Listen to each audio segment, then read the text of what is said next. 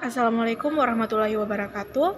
Kami dari kelompok 8 dengan anggota saya Septiani dan Lucky Adrian Syausman akan memaparkan materi kami dengan tema riset komunikasi, public relation, organisasi, dan komunikasi pemasaran. Langsung saja pada materi pertama. Yang pertama ada sifat riset public relation.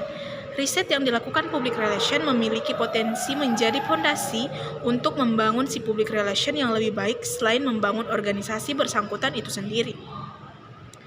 Praktisi public relation bisa menggunakan hasil risetnya untuk mengembangkan strategi dan program kemudian mengevaluasi hasilnya.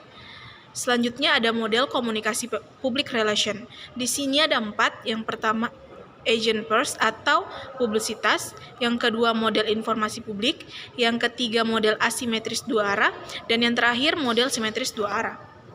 Materi selanjutnya adalah kategori riset public relation. Yang pertama ada applied research, yaitu riset PR terapan ini meneliti isu-isu yang bersifat spesifik.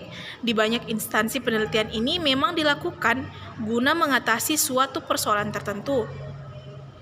Jenis penelitian PR terapan yang paling dikenal adalah strategi research, yaitu penelitian guna mendesain kampanye dan program yang akan dijalankan public relation.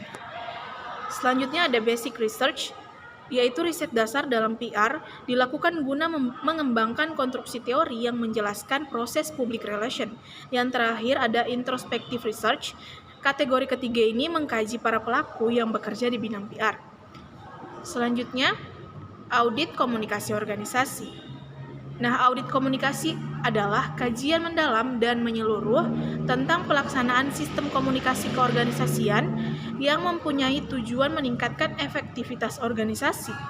Audit komunikasi organisasi adalah analisis yang kompleks terhadap komunikasi dari sebuah organisasi internal dan eksternal, dirancang untuk memotret kebutuhan komunikasi, kebijakan maupun praktik-praktiknya untuk mengcover data yang memungkinkan top manajemen mendapat informasi, membuat keputusan ekonomi tentang tujuan-tujuan komunikasi organisasi di masa depan. Materi selanjutnya akan dibawakan oleh teman saya, Lucky Adrian Syausman. Kepadanya dipersilahkan.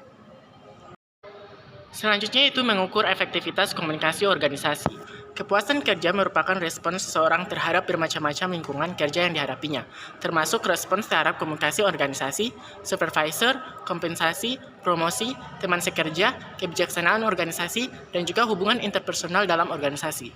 Jika individu dalam organisasi mencapai kepuasan kerja, maka hal tersebut dapat memberikan pengaruh positif terhadap organisasinya, karena dengan begitu individu tersebut akan menghasilkan kreativitas yang membantu organisasinya untuk mencapai tujuan. Selanjutnya itu riset advertising. Nah, riset advertising atau periklanan ini merupakan sebuah metode yang menilai dan mengevaluasi kemanjuran iklan. Riset semacam ini berfokus pada kinerja sebuah iklan atau kampanye iklan tertentu. Nah, mengapa penelitian penting dalam periklanan? Riset periklanan penting karena selain mempengaruhi penjualan, itu juga mempengaruhi biaya dari sebuah iklan. Ketika strategi periklanan efektif, itu menghasilkan penjualan yang maksimal dengan anggaran yang minimal. Nah, dalam riset advertising, terdapat jenis penelitian periklanan. Yang pertama yaitu riset yang disesuaikan atau customized research, dan yang kedua yaitu riset sindikasi atau syndicate research. Kesimpulannya, berdasarkan hasil pembahasan mengenai riset komunikasi, maka dapat disimpulkan bahwa hasil riset adalah menciptakan dan mengembangkan ilmu pengetahuan karena riset adalah operasional dari metode yang digunakan untuk memperoleh pengetahuan secara ilmiah. Riset memegang peran penting dalam praktek komunikasi karena proses komunikasi ditujukan untuk menciptakan komunikasi yang efektif.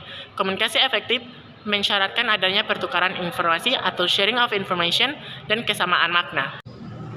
Itu dia materi dari kelompok kami, kelompok 8. Lebih dan kurangnya mohon maaf. Wabillahi taufiq wal hidayah. Wassalamualaikum warahmatullahi wabarakatuh.